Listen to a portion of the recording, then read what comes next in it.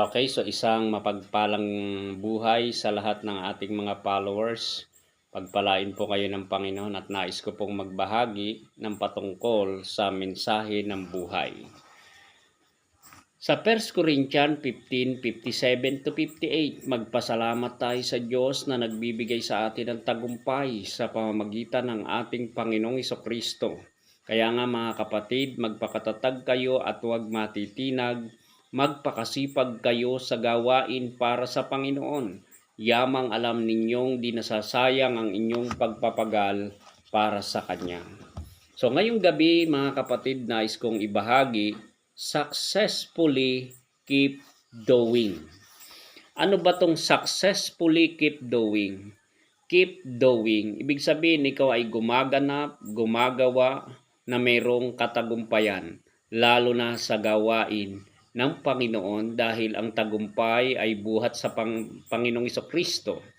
Tayo po ay nagiging matatag, hindi matinag, nagpapakasipag sa gawain ng Panginoon. So successfully keep doing involves a continuous commitment to following God's will, obeying His commands, seeking His wisdom, and persevering in doing good works out of love and a heart of gratitude, consistently pursuing a life that is pleasing to God. So papaano natin gagawin ito? Yung salitang keep doing, maganda po na maintindihan natin ang ilang bagay para tayo ay maging abala, hindi para sa sarili, kundi maging abala tayo sa gawain ng Panginoon. Kasi gawain ng Diyos ang binanggit ni Apostol Pablo. Always abounding in the work of the Lord. Magsisagana sa gawain ng Panginoon. Magpakasipag sa gawain ng Panginoon. So anong dapat natin gawin para mangyari sa atin ang successfully keep doing? Okay, number 1, prioritize God in His kingdom. Kung may ipapriority tayo, unahin natin ang Diyos at ang Kanyang kaharian. Yan po'y makikita natin sa Matthew 6:33. True success begins with seeking God first in all aspect of life. Kaya nga, seek you first the kingdom of God in His righteousness, and all these things shall be added unto you as well. This means aligning your purpose in actions with His will rather than worldly ambition. So mga kapatid, matuto tayong i-align sa Diyos ang ating layunin at mga pagkilos. Kaya nga successfully keep doing, aligning your purpose in action, the word actions, with His will. Yan. Anong action na natin? A-action po tayo with His will rather than worldly ambition.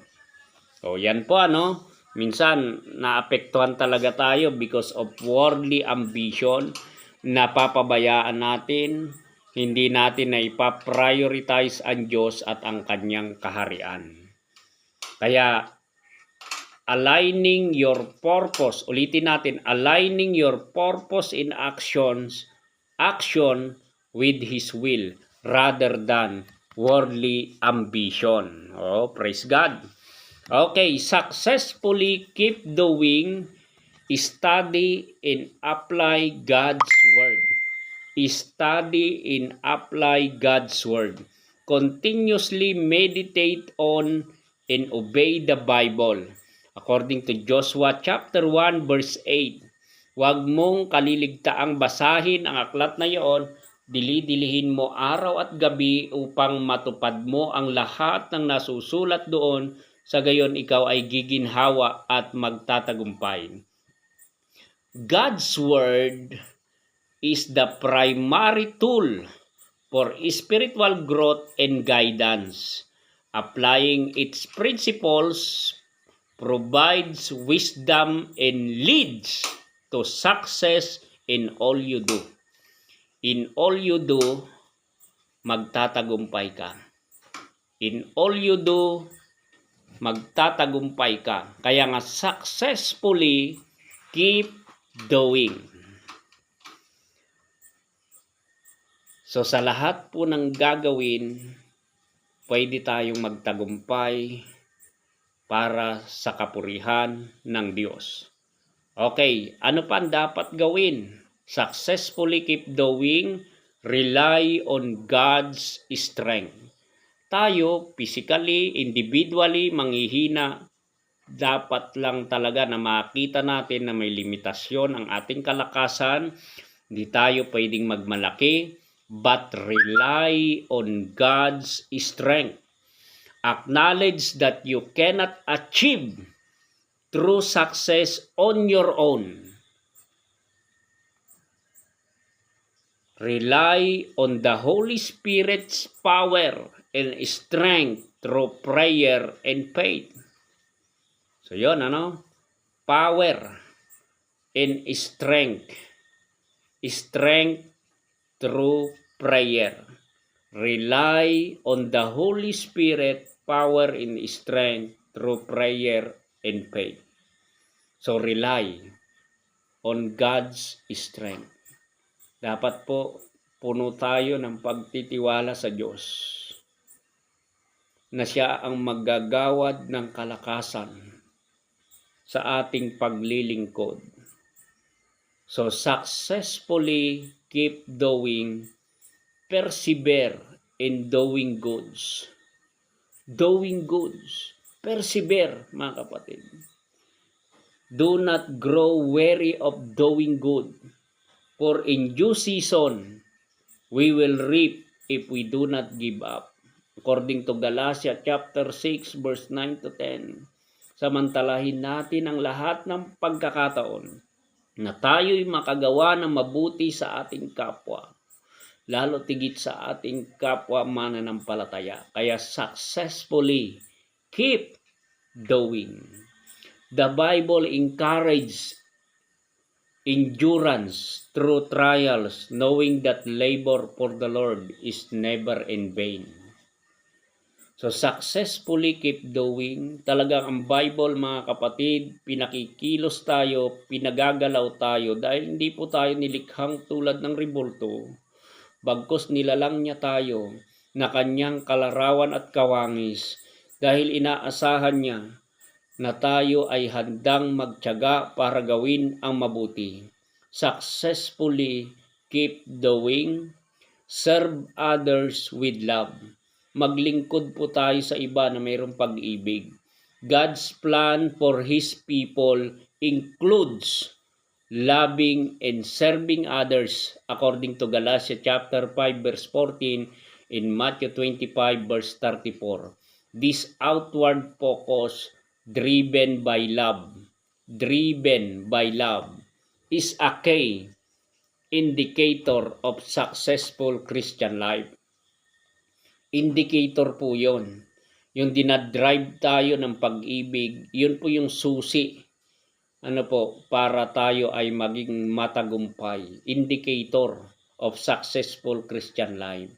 So mga kapatid, successfully keep doing. Ito po yung mga ginagawa ng mga taong matagumpay. Mga taong matagumpay at nagtatagumpay. Kaya keep doing successfully. Practice humility and gratitude. Stay humble and give God credit for any success or blessings. An attitude of gratitude even in difficult circumstances, help maintain a proper perspective and avoid pride. Isanay po natin yung tayo nagpapakumbaba at nagpapasalamat. Successfully keep doing, yung sinasanay natin ang ating sarili na laging nagpapakumbaba at nagpapasalamat. Magtatagumpay, matagumpay ang buhay na nagpapakumbaba at nagpapasalamat. Higit sa lahat mga kapatid, successfully keep doing, be a doer of the word. Be a doer of the word. Ulitin ko po, successfully keep doing, be a doer of the word. Doer of the word. Faith is demonstrated through actions. Faith is demonstrated through actions.